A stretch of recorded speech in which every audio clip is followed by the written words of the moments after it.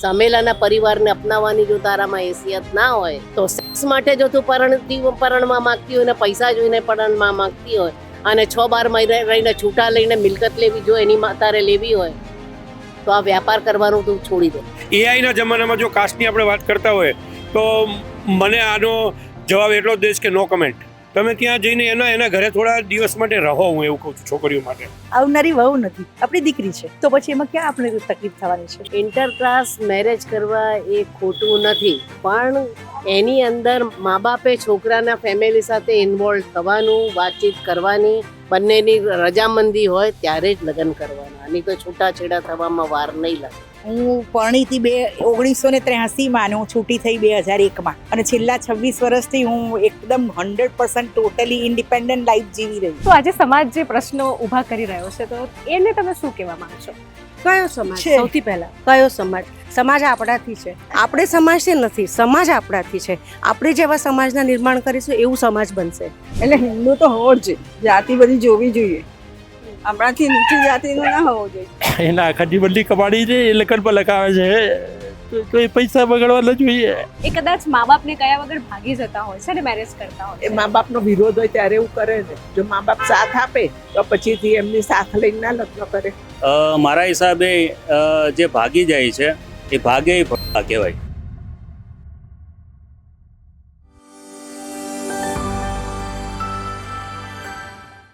Intercaste marriage આજે બહુ મોટો ચર્ચાનો વિષય છે, તો ઇન્ટરકાસ્ટ મેરેજને લઈને તમારું શું માનવું છે? મને નથી લાગતું કે કોઈ હવે કાસ્ટમાં માનતું હોય. લિવિંગની વાત આપણે એક બાજુ રાખીએ, ખાલી મેરેજની જ વાત જો તમે કરવા માંગતો હોય મારી જોડે, તો મા બાપથી લઈને કોઈ માણસ અત્યારે કાસ્ટમાં તો માનતું જ નથી. એઆઈના જમાનામાં જો કાસ્ટની આપણે વાત કરતા હોય તો મને આનો જવાબ એટલો જ દઈશ કે નો કમેન્ટ.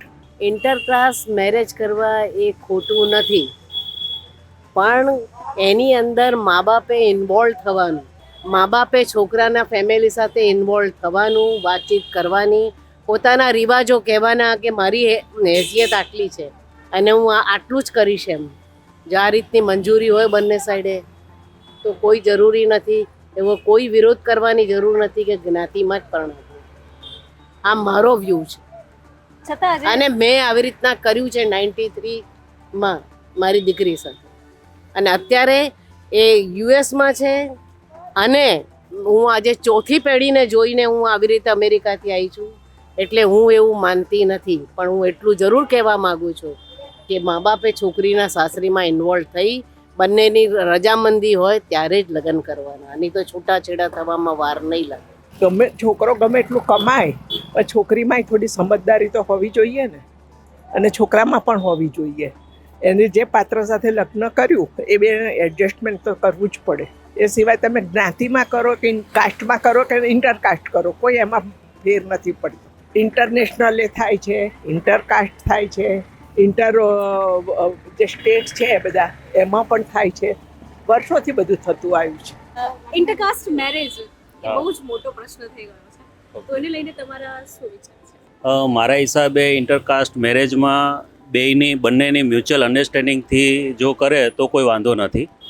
અને બીજું એવું છે કે પેરેન્ટ્સની ખાસ સહમતિ હોય તો મેરેજ કરવા જોઈએ. જો એકબીજાને અનુકૂળતા હોય અને લાઈફ પાર્ટનર એકબીજાને સમજીને જીવી શકતા હોય તો આઈ થિંક કરવા જોઈએ, એમાં કોઈ વાંધો નથી. કોઈ ઇન્ટરકાસ્ટમાં મેરેજ કરે તો એને જોવું જોઈએ કે એનું ફેમિલી બેકગ્રાઉન્ડ કેવું છે, એનું પોતાનું બેકગ્રાઉન્ડ કેવું છે, અને એ પોતે ફિઝિકલી ફિટ છે, ફાઇનાન્શિયલી સ્ટ્રોંગ છે. તમે મેરેજ કરાયા દીકરીના, પણ એ વખતે કોઈ સમાજ કે કોઈ વ્યક્તિ તમારી વિરુદ્ધ ઊભા થયા હતા ને મારા સાસરીવાળા કોઈ જ નહોતા, મારા સાસરીવાળા કોઈ નહોતા, તો મેં મારા પિયરના ઇન્વોલ્વ નથી કર્યા.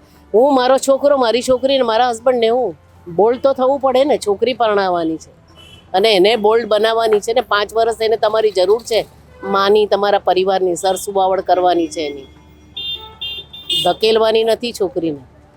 છોકરીને જન્મ આપ્યો એટલે ગુનો નથી કર્યો.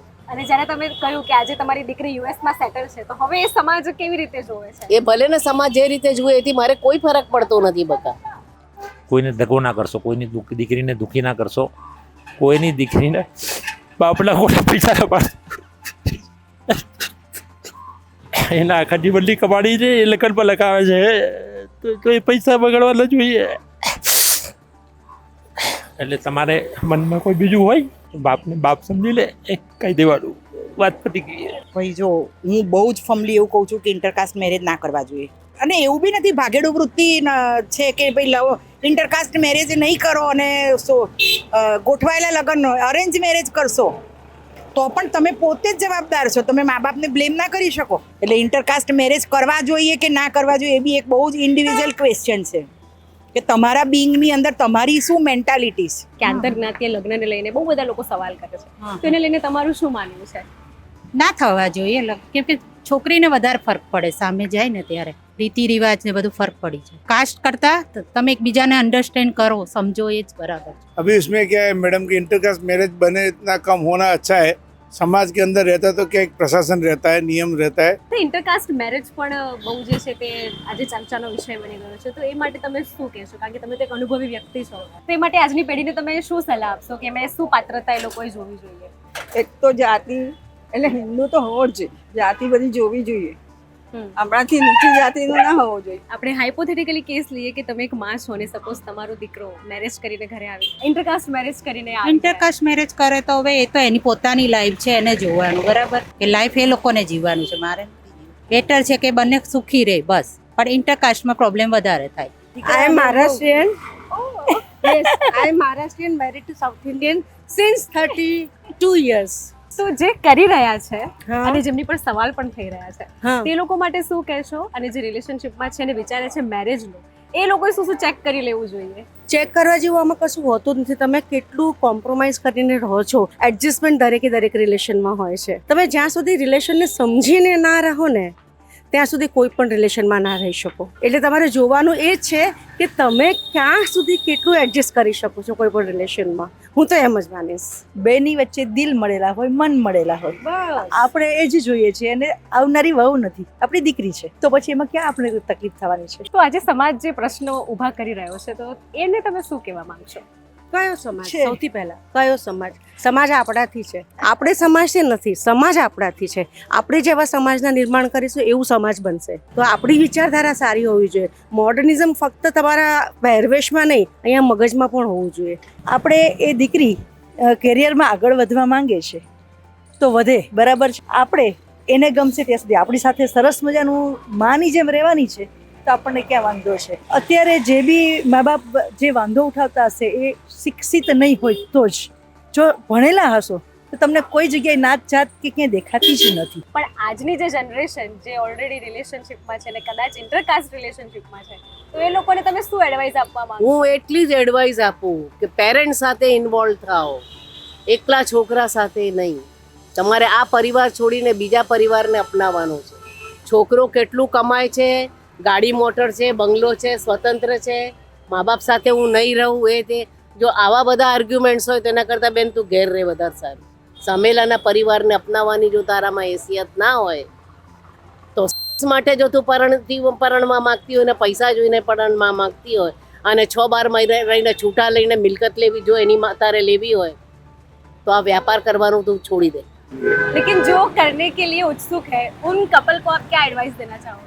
बने तो माँ बाप को एक कोई भी बच्ची होती है, बेटा होता है, माँ बाप ने बड़े लाड़ों से उनको बड़ा किया होता है, तो बने तो उनकी सहमति के साथ करोगे तो और जीने में मजा आएगा. तो माँ बाप की परमिशन से वो बहुत अच्छा है. જે ઇન્ટરકાસ્ટ મેરેજ કરવા માટે જે પણ કપલ આજે ઉત્સુક છે અને મેરેજમાં બંધાવા જઈ રહ્યા છે બંધનમાં, એ લોકોને શું સલાહ આપશો? કારણ કે એવા પણ કેસ હોય છે કે 2 મહિને 4 મહિને ડાયવોર્સ પણ થઈ જતા હોય છે. ના, એ તો ડાયવોર્સ જે થાય છે ને, સાચું કહું ને તો એ લવ મેરેજની ને એની છે ને લોકો ખોટી રીતે એમને મૂલવે છે. ડાયવોર્સ થવાનું રીઝન તો તમારી પ્રોપરલી તમે એની કેમિસ્ટ્રી શરૂઆતમાં જોઈએ જ નથી. કાસ્ટ તો આમાં આવતી જ નથી. તમે કોઈ માણસને જો પસંદ કરો છો તો તમે એની જોડે રિયલી સિરિયસલી એક મેરેજ પર્પઝથી તમે એની જોડે તમારી લાઈફની દરેક વસ્તુઓ ચેક કરો કે ક્યાં તમારી કેમિસ્ટ્રી મળે છે. અને જો એ ચેક કરશો તો મને નથી લાગતું કે ડાયવોર્સ થાય. તમે ત્યાં જઈને એના ઘરે થોડા દિવસ માટે રહો, હું એવું કહું છું છોકરીઓ માટે. અને 1 મહિનો તમે એનું સવાર બપોર સાંજ એનો અલગ અલગ ટાઈમનું એનું નેચર તમારું એનો કેવું કેમિસ્ટ્રી મળે છે એ જુઓ. સેમ છોકરો બી જોશે કે ભાઈ મને જેવી લાઈફ પાર્ટનર જોઈએ છે કે ક્યાંક હું મારી બિઝનેસ મિટિંગમાં લઈ જાઉં કે ક્યાંક હું એને મારી સોસાયટીની ફંક્શનમાં ઇવેન્ટમાં લઈ જાઉં તો કેવું મને લાગે છે. હું પરણીતી 1983માં અને હું છૂટી થઈ 2001માં. અને છેલ્લા 26 વર્ષથી હું એકદમ 100% ટોટલી ઇન્ડિપેન્ડન્ટ લાઈફ જીવી રહી. અને મારું યંગ જનરેશનને ખાલી એટલું જ કહેવું છે કે જો સહનશક્તિ ના હોય અને બધું જ કોમ્પ્રોમાઇઝ કરવાની પેલી ના હોય તો લગ્ન કરવા જરૂરી નથી હવે, એવો સમય આવી ગયો છે. પણ every stick as a two ends, એવી રીતે આ એક સ્ટીકનો આ ભાગ છે. પણ 26 વર્ષનો એક્સપિરિયન્સ કહું તો સ્ટીકનો બીજો ભાગ એ પણ છે કે જ્યારે મને તકલીફ પડે, જ્યારે મને બીમારી આવે, જ્યારે કશું બી થાય, ત્યારે મારે અંદરથી એકદમ ફર્મ રહેવું પડે છે કે મેં જાતે જ નક્કી કરેલી મારી જિંદગી છે, એટલે મને પાણી પીવડાવનારું કોઈ નથી. પણ જો એટલું તમારી અંદર મનોબળ હોય તો તમે સાથે હોવ કે એકલા હોવ તમે જીવી શકો, બહુ સરસ રીતે જીવી શકો. આજે કદાચ કપલ થઈ તો જાય છે, મેરેજ પણ કરી લે છે, હા પણ તેના આપણે તરત જ ડિવોર્સની વાત આવી જાય છે. તો હા what is the main reason for that? Main reason એ છે કે એક્સપેક્ટેશન્સ જે હોય છે, અપેક્ષાઓ, એમને લગ્ન પહેલાં જે અપેક્ષા હોય છે એમને બહુ જ કંઈ અલગ જ દુનિયાની અપેક્ષાઓ હોય છે. અને જ્યારે યથાર્થની જમીન પર એ લોકો લગ્ન પછી ઉતરે છે ત્યારે ખબર પડે છે કે એકચ્યુઅલ લાઈફ શું છે. તમે પ્રેમ કરો, અરેન્જ મેરેજ કરો, ગમે તે રીતે મેરેજ કરો, પણ તમારા પાર્ટનરને સમજો. એના દરેકે દરેક ડિસિઝનમાં તમારો સહમત હોવી જોઈએ. તમારી સહમતિ ના હોય તો એ બહુ પ્રોબ્લેમ ક્રિએટ કરે. એટલે તમારે તમારા પાર્ટનરને સમજવાની બહુ જરૂર છે. પાર્ટનરની સાથે સાથે તમે ફક્ત એક વ્યક્તિ સાથે મેરેજ નથી કરતા, એના આખા કુટુંબ સાથે મેરેજ કરી રહ્યા છો, બરાબર? એ આટલા વર્ષોથી એના પરિવાર સાથે મોટો કે મોટી થઈ છે.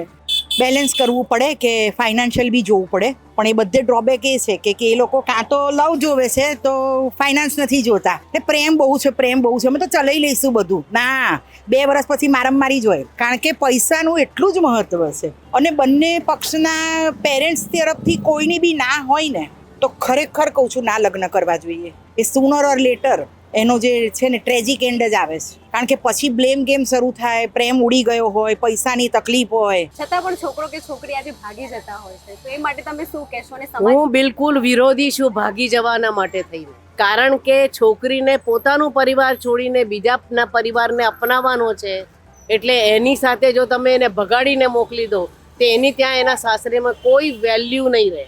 આજના હોય છે અમુક રિલેશનમાં જેટલા પણ હોય છે છોકરા છોકરીઓ, એ કદાચ મા બાપને કયા વગર ભાગી જતા હોય છે અને મેરેજ કરતા હોય એ છે. મા બાપનો વિરોધ હોય ત્યારે એવું કરે ને. જો મા બાપ સાથ આપે તો પછીથી એમની સાથ લઈને ના લગ્ન કરે. મારા હિસાબે જે ભાગી જાય છે એ ભાગે એ ભડક કહેવાય. સોરી, હું એટલો શબ્દ વાપરું છું, કારણ કે ભગાય નહીં. તમારે અત્યારે આખો સમાજ ઓપન છે, બધા ખુલ્લા માઇન્ડના છે, ફ્રીડમ છે. ભારત દેશ આઝાદ છે તો આપણે પોતે આઝાદ છે. આઝાદીથી આપણે પોતે નિર્ણય લઈ શકીએ, પણ નિર્ણય એવો ન હોવો જોઈએ કે જે નિર્ણય તમને ભવિષ્યમાં નડે. બસ મેન મારે કહેવાનો આ પર્પઝ છે.